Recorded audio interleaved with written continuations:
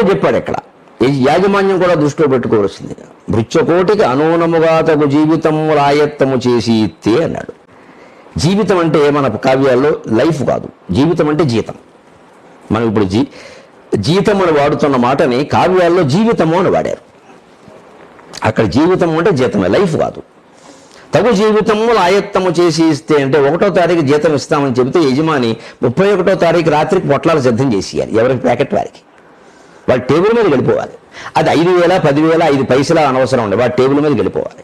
అప్పటికి వాడికి ఏమనిపిస్తుందంటే, నాకు ఇస్తానన్న 5,000 ఈయన ఖచ్చితంగా ఇచ్చేసాడు 31ని, నేను నా బడ్జెట్ నేను వేసుకోవచ్చు ఇంకా అని వాడు నెల గురించిన చింత వదిలేస్తాడు. కొన్ని సంస్థల్లో అలా కాదు, ఎప్పుడు ఇస్తారో తెలియదు, అసలు ఇస్తారో ఎవరో తెలియదు, 2 నెలలు కలిపి ఇవ్వడం, 15 రోజులకు ముందే ఇచ్చాడు. ఇది చేస్తే ఉద్యోగులంతా గందరగోళంలో పడిపోతారు. ఇప్పుడు ఒక పద్ధతి ఉండాలి. ఆ జీతం ఇస్తానన్న రోజుకు ముందు రోజు సాయంత్రం కనుక వాడు 5ంటికి ఇంటికి వెళ్ళేటప్పుడు 1వ తారీఖు నీకు జీతం కదయ్యా, ఇదిగో 31వ తారీఖు పోనీ 1వ తారీఖు ఇదిగోనయ్యా ఫస్ట్ నీకు ఇదిగో ఇచ్చేస్తున్నామంటే పరమానందంగా బయటకెళ్ళిపోతాడు. దానికి అనుగుణమైన బడ్జెట్ ఏదో అతను వేసుకుంటాడు, సుఖంగా పనిచేస్తాడు. మళ్ళీ 1వ తారీఖు వరకు యజమాని నుంచి ఏమీ ఆశించడు, పనిచేస్తాడు. ఏమనంటే ఇచ్చేసాం కదమ్మా అని చెప్పొచ్చు హాయిగాను.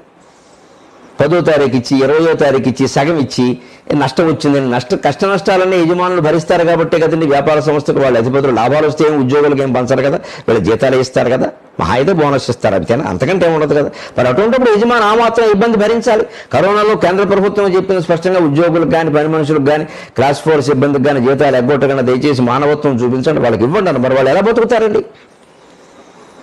కరోనా కారణంగా ఇంటికి రావద్దు, పని మానేమని పని మనిషిని చెప్పాం, బాగానే దాన్ని బతుకు అలాగా. దానికి ఇచ్చే 1000 రూపాయలు 1,200 మనం ఎగ్గొట్టేస్తే నువ్వు పని రాలేదు కదా, అది ఎలా బతుకుతుంది? అది ఆ 1,200, 1,500 మనం ఎక్కువ ఇచ్చేసామనుకో, నువ్వు రాకపోయినా పర్వాలేదని, రాకపోయినా జీతం ఇచ్చారు అయ్యగారిని, ఆ తర్వాత వచ్చిన తర్వాత ఇది రెట్టింపు పనిచేస్తుంది. పైగా ఆ వర్గాల వాళ్ళకి కృతజ్ఞత బాగా ఉంటుందండి, మనం గమనించి తీరాలని.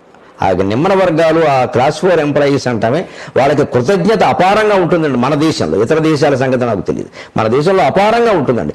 రూపాయి ఇచ్చిన వాడిని వాళ్ళు మర్చిపోరండి అసలు. 100 రూపాయలు నెలకు 10,000 జీతం ఇచ్చినా సరే 10 రూపాయలు పండగ మామూలు ఇస్తే 10,000 కంటే ఈ పండగ మామూలు గుర్తుంటుందండి అతనికి. మా 10 రూపాయలు ఇచ్చారంటే జీవితాంతం చెప్పుకుంటాడు, దసరా మామూలు చెప్పుకుంటాడు. అక్కడ కక్కుర్చి పడిపోతారు. ఇక్కడ ఇంత చేసి 10, 20 మహా అయితే 100, ఆ కాస్త వాళ్ళకి ఇచ్చేస్తే కార్యాంతే దాసభృష్ చేసి ఉంటారు. పని అయిపోయాక వాళ్ళు మళ్ళీ పని ముందు ఇవ్వకూడదు, వేసేసుకుంటాడు. అవి ఉంటాయి ఇవి ఉంటాయి, వాళ్ళలో ముందు ఇచ్చామంటే వేసేసి ఎక్స్ట్రా వచ్చిందని ఎక్స్ట్రా వేసేస్తాడు. పని అయిపోయాక సంతోషించి పిలిచి ఇచ్చేయాలి. ఇచ్చి బాబు ఇంటికి పెట్టుకెళ్ళు, ఎదిగిన ఆడపిల్ల ఉంది ఏమైనా కొని పెట్టుకెళ్ళి ఓ మాట చెప్పాలి, కొంచెం సెంటిమెంట్.